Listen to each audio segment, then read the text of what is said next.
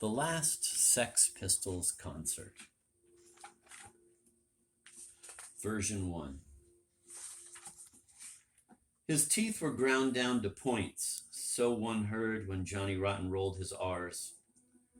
When in 1918 draft dodger Richard Hulsenbeck told a polite Berlin audience gathered to hear a lecture on a new tendency in the arts that, quote, "We were for the war, and Dadaism today is still for the war.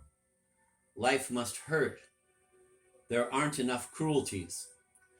When in 1649 the ranter Abiezer Kopp unfurled his fiery flying roll, "Thus saith the Lord, I inform you that I overturn, overturn, overturn."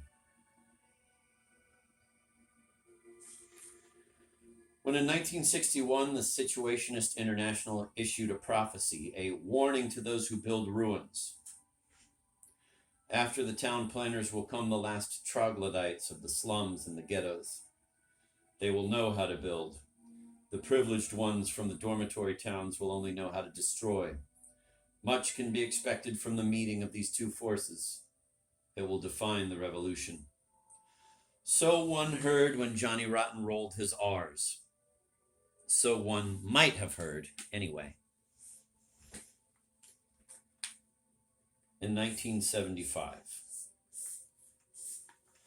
In 1975, a teenager who would be called Johnny Rotten turned himself into a living poster and paraded down London's King's Road to World's End.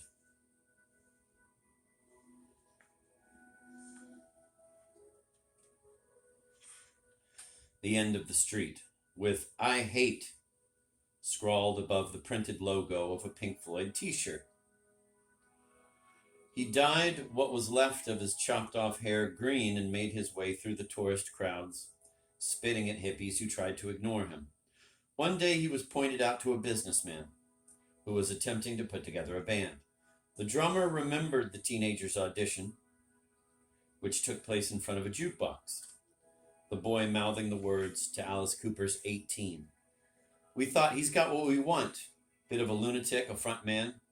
That's what we was after. A front man who had definite ideas about what he wanted to do, and he'd definitely got them. And we knew straight away, even though he couldn't sing.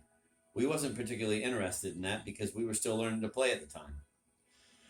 It may be that in the mind of their self-celebrated Svengali, King's Road boutique owner Malcolm McLaren, the Sex Pistols were never meant to be more than a 9-month wonder.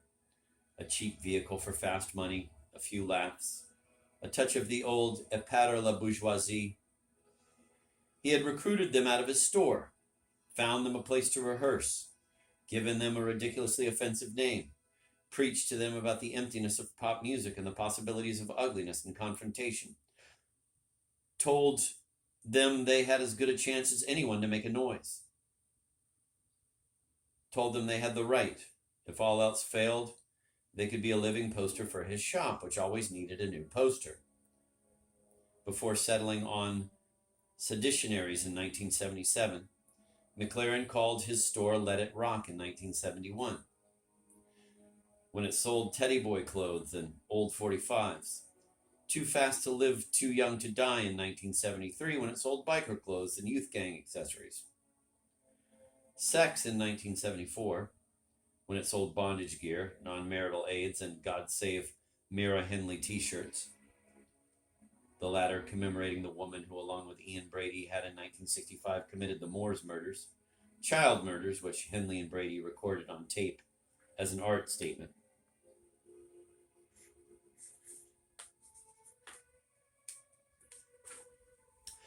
It may also be that in the mind of their chief theorist and propagandist, 1960s art student and had-been would-be anarchist provocateur Malcolm McLaren, the Sex Pistols were meant to set the country on its ear, to recapture the power McLaren had first glimpsed in Jerry Lee Lewis' Great Balls of Fire. "I'd never seen anything like it," he said once, recalling a fellow pupil singing the song at a grammar school talent show. "I thought his head was going to come off."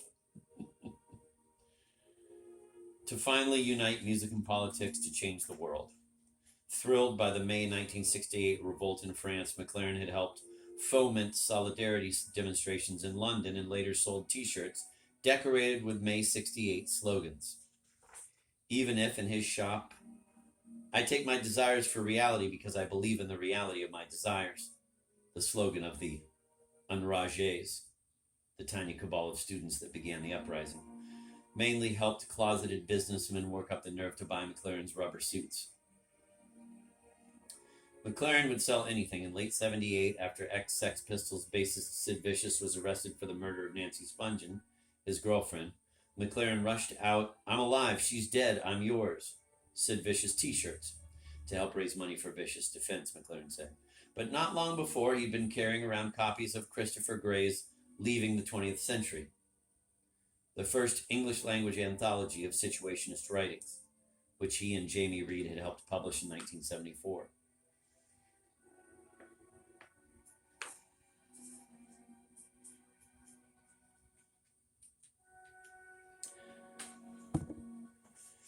He tried to get people to read it. It's just a little more than a 20th century interpretation of Marxist essays on alienated labor, said Peter Urban, manager of the Dills, a Los Angeles punk band. Into Class War.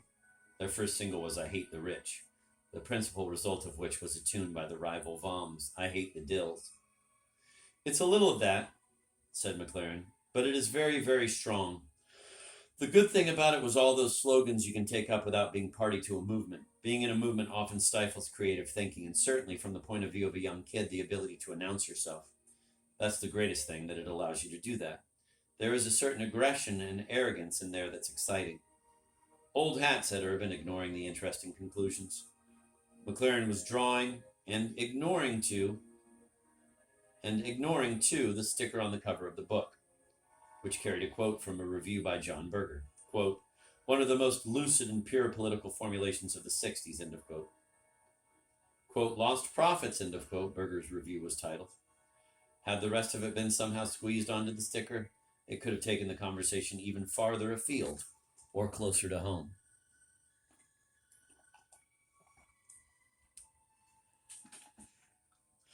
The conversation was appearing in the May 1978 issue of Slash, an LA punk magazine.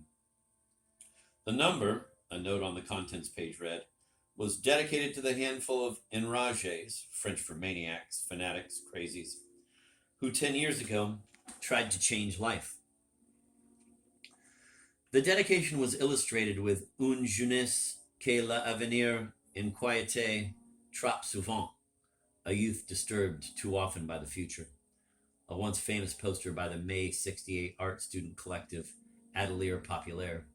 It showed a young woman with her head covered in surgical gauze and a safety pin jamming her lips closed. After 10 years with May 68 all but forgotten in the United States, this was true archaeology.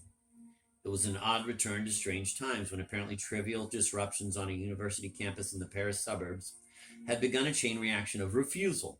When first students, then factory workers, then clerks, professors, nurses, doctors, athletes, bus drivers, and artists refused to work, took to the streets, threw up barricades, and fought off the police, or turned back upon their workplaces, occupied them, fought off their unions, and transformed their workplaces into laboratories of debate and critique. When the walls of Paris bled with unusual slogans, when 10 million people brought a signal version of modern society to a standstill. Quote, in the confusion and tumult of the May Revolt, end of quote, Bernard E. Brown wrote in Protest in Paris, his unique academic account of May 68, quote, the slogans and shouts of the students were considered expressions of mass spontaneity and individual ingenuity. Only afterward was it evident that these slogans, end of quote, revolution ceases to be the moment it becomes necessary to be sacrificed for it. It is forbidden to forbid, neither gods nor masters. Down with the abstract, long live the ephemeral. After art, God is dead. Down with a world where the guarantee that we won't die of starvation has been purchased with the guarantee that we will die of boredom. Club Med, a cheap holiday and other people's misery. Don't change employers, change the employment of life, never work. Chance must be systematically explored. Run, comrade, the old world is behind you. Be cruel. The more you consume, the less you live. Live without dead time, indulge untrammeled desire. People who talk about revolution and class struggle without referring explicitly to everyday life, without understanding what is subversive about love and positive about the refusal refusal of constraints, have corpses in their mouths. Under the paving stones, the beach.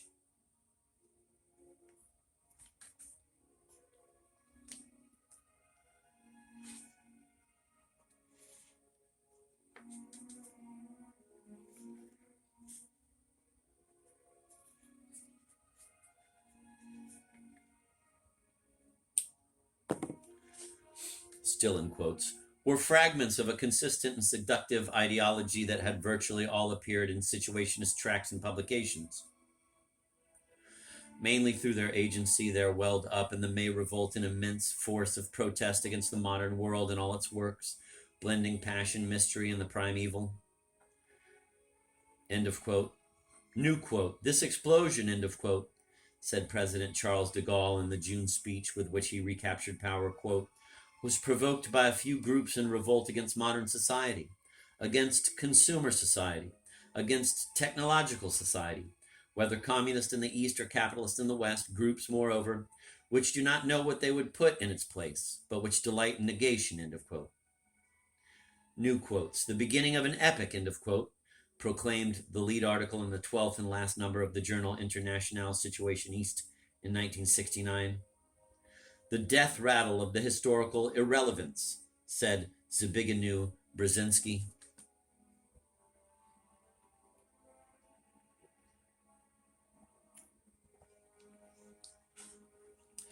In 1978, when Brzezinski was National Security Advisor to the President of the United States, and, quote, the beginning of an epoch, end of quote, was, in English, a badly translated, smudgy pamphlet long out of print.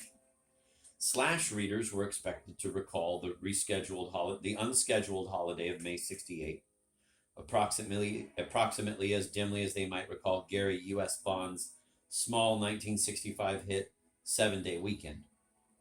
The reader was to look casually at the blind reference of the Adelaire Populaire poster, and then to superimpose the best-known Sex Pistols graphic, Jamie Reed's photo collage for God Save the Queen, which featured H.R.H. Elizabeth II with a safety pin through her lips.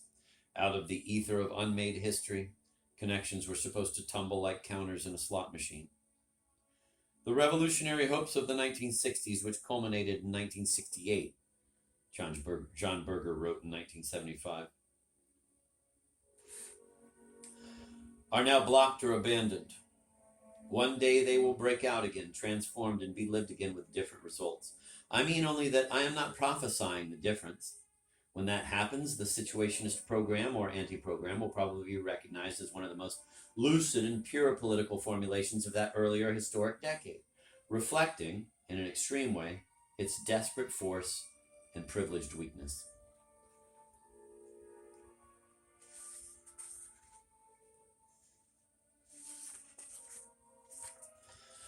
As manager of the Dills, Peter Urban would not have been interested in such sentimental meanderings. There was a world to win, he told McLaren, tactics to be formulated, ideology to be fixed, and anyway, McLaren cut him off, quote, so Peter, how come you're managing a band with a name like a pickle? Or a dildo? What's the controversy there, end of quote. The Sex Pistols had sparked the Dills. When I saw them play in 1979, they were a helpless imitation, nothing more. By the time Nancy Spungen was stabbed to death, the Sex Pistols had sparked new bands all over the world.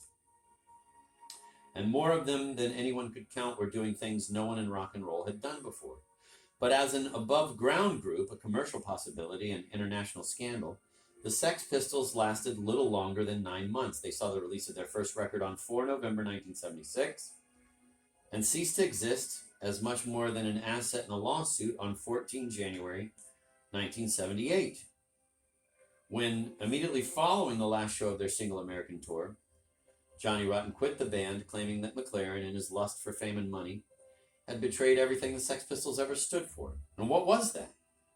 For guitarist Steve Jones, an illiterate petty criminal, and drummer Paul Cook, a sometime electrician's helper, it was girls and good times. For original bassist Glenn Matlock, former art student and sex shop clerk, it was pop music. For Sid Vicious, the junkie who replaced him, it was pop stardom. As for Johnny Rotten, he would say many different things, including after the fall, Steve can go off and become Peter Frampton. He didn't. Sid can go off and kill himself. He did. Paul can go back to being an electrician. He may still. And one suspected had yet to say what he meant.